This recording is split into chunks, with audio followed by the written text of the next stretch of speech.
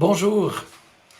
Notre précédent quart d'heure biblique, le numéro 018, avait commencé à aborder le livre de l'Apocalypse pour souligner la fidélité de Dieu auprès des siens dans leur vie quotidienne chrétienne, quoi qu'ils puissent traverser.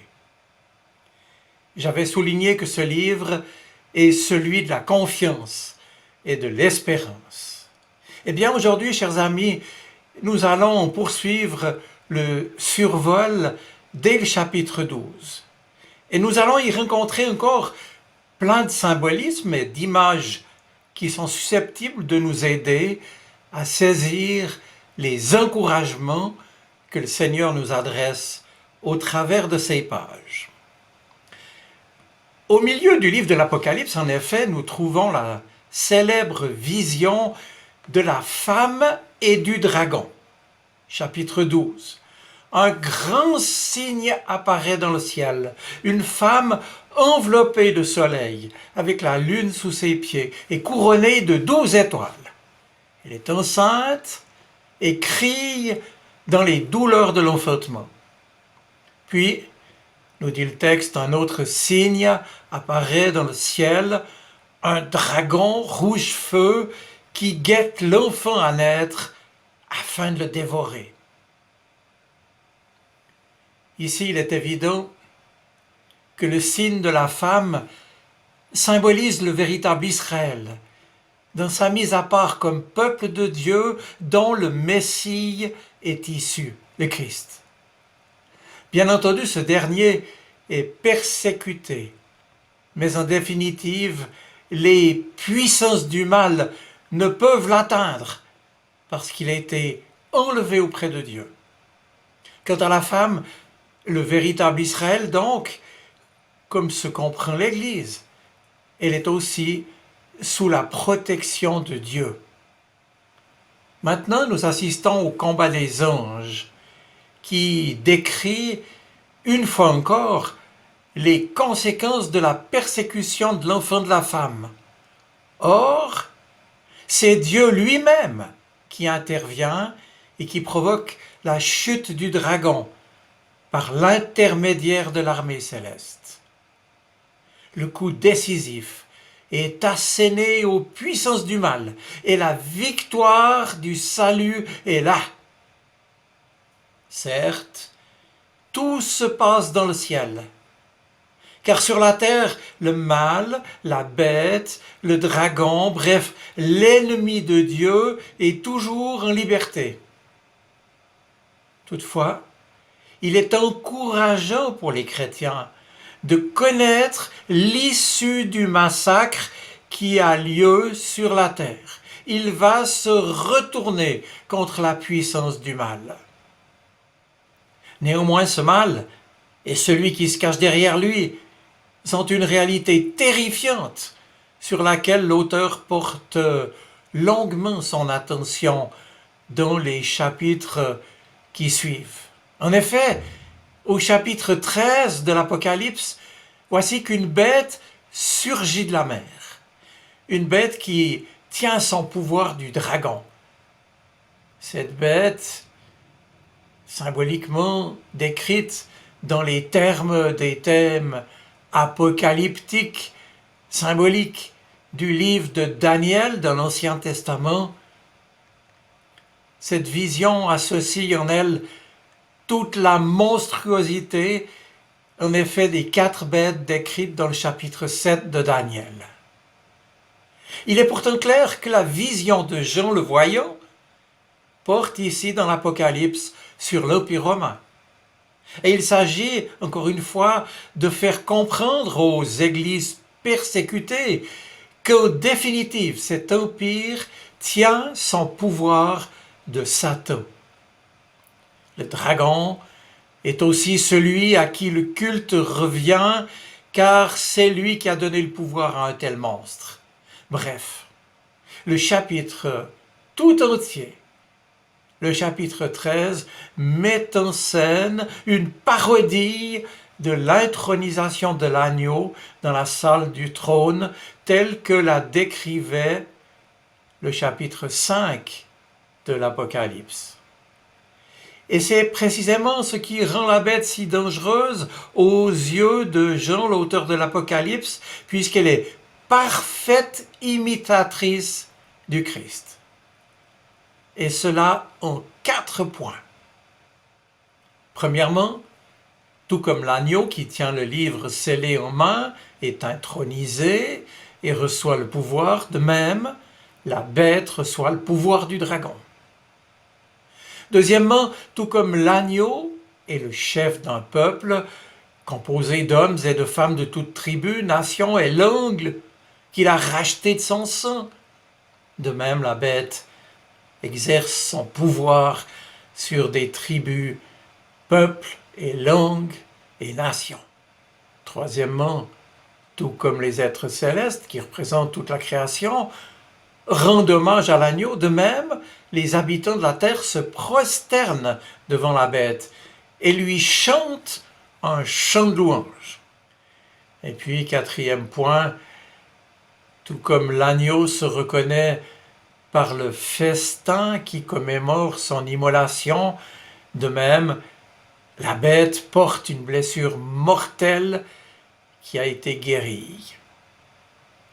Bref, vous avez compris, c'est au moyen de cette parodie que Jean le Voyant, inspiré du Saint-Esprit, en vient donc à dénoncer l'Empire romain comme une mauvaise contrefaçon. Seuls ceux qui, je cite, ne sont pas inscrits dans le livre de vie de l'agneau, fin de citation, se laissent prendre par cette caricature et lui rendent hommage. Par contre, ceux qui sont capables de résister souffriront, il est vrai, une rude persécution, mais parce que leurs noms sont déjà inscrits dans le livre de vie, ils n'ont rien à craindre. Ils savent que tout cela est inclus dans le plan de salut de Dieu. Je vous fais remarquer qu'ici, on ne trouve aucun appel à la résistance, mais les lecteurs chrétiens sont simplement exhortés à demeurer fidèles, à demeurer fermes dans leur témoignage de foi et à en supporter les conséquences inévitables.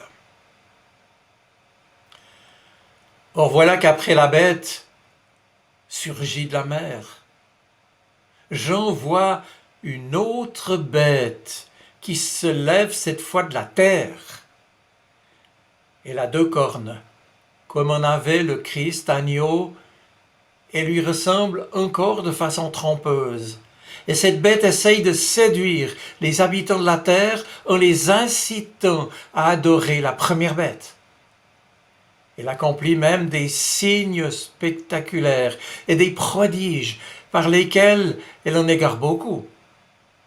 Elle fait même ériger une statue de la première bête et veille à ce que tous ceux qui refusent d'adorer la statue soient mis à mort. Oui, ici, bien sûr, l'arrière-fond du culte impérial transparaît enfin pleinement. Et la vision qui apparaît à Jean, à savoir une foule de petits et de grands, de riches et de pauvres, d'hommes libres et d'esclaves, contraints, comme tous les esclaves, à porter la marque de la bête sur le front et sur la main, ne correspondait probablement pas tout à fait à la réalité, mais la signification en était claire. Tous, finalement, sont en train de devenir les esclaves du pouvoir impérial de Rome. Et quiconque refuse de devenir finalement esclave, dit Jean, ne pourra plus ni vendre ni acheter, il sera complètement mis à l'écart. Tel est bien sûr le vécu de beaucoup de chrétiens. Jadis, ceux qui refusent de prendre part au culte impérial et qui ont été exclus de la vie économique. Ou dit autrement, la vie économique ne fonctionne que là, jadis, où l'empereur était reconnu. Et sous couvert de fumée d'encens, c'était la poursuite des affaires qui n'en était que plus subtile et efficace. Voilà, en arrière-plan, en arrière-fond des 13 premiers chapitres de l'Apocalypse se pose cette question angoissante.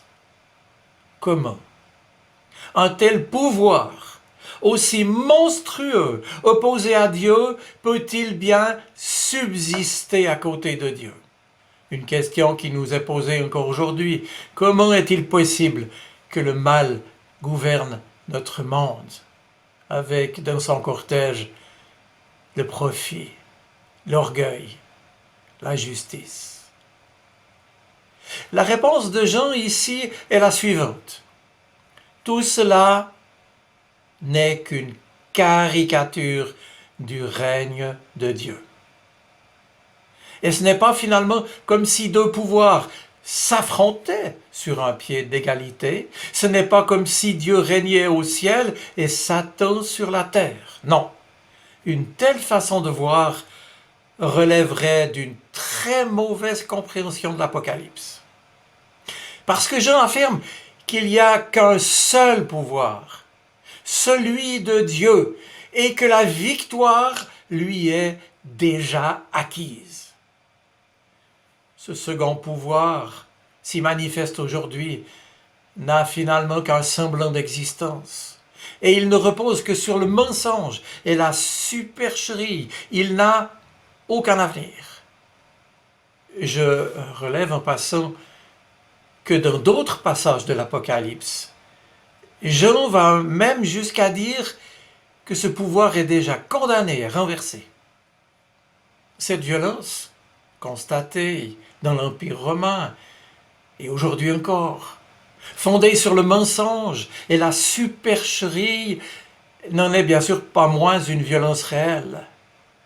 Elle tient sa consistance du fait même qu'elle est acceptée, qu'elle est admise. Et c'est cela que Jean, l'Apocalypse, est en train de dénoncer. Et il met en évidence ces mécanismes trompeurs. Et qui est celui qui détient la véritable puissance?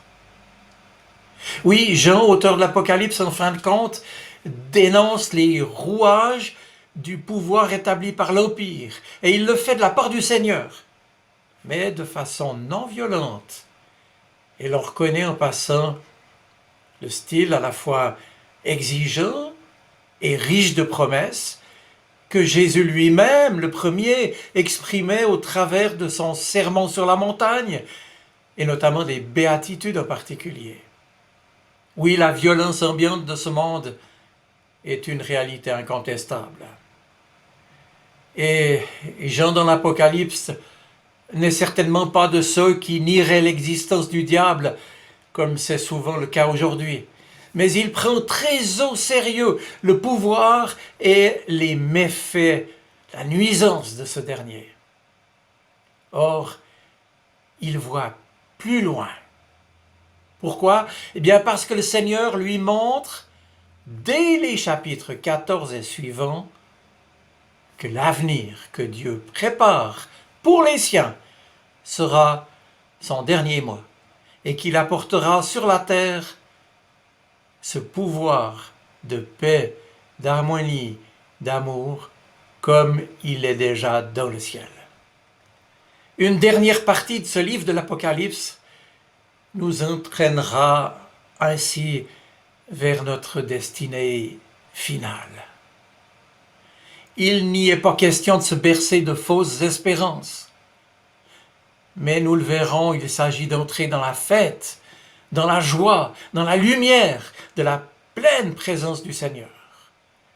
Tel sera donc le sujet de notre prochain quart d'heure biblique, le numéro 20. Alors, je termine maintenant en vous laissant méditer ces deux points qu'on a vus aujourd'hui, à savoir, en premier lieu, que ce que notre Dieu attend de nous, dans ce que nous vivons les uns et les autres, c'est de demeurer ferme dans notre témoignage de foi et à résolument, avec persévérance, en supporter les conséquences inévitables.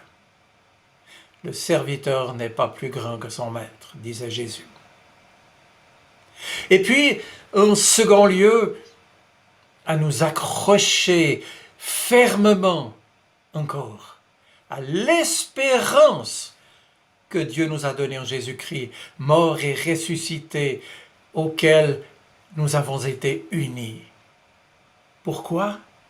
Parce qu'au-delà de toute réalité, dans les jours clairs comme dans les jours sombres, il n'y a qu'un seul pouvoir, celui de l'amour de Dieu, et la victoire lui est déjà acquise. Je vous souhaite une bonne semaine. Soyez bénis. Amen.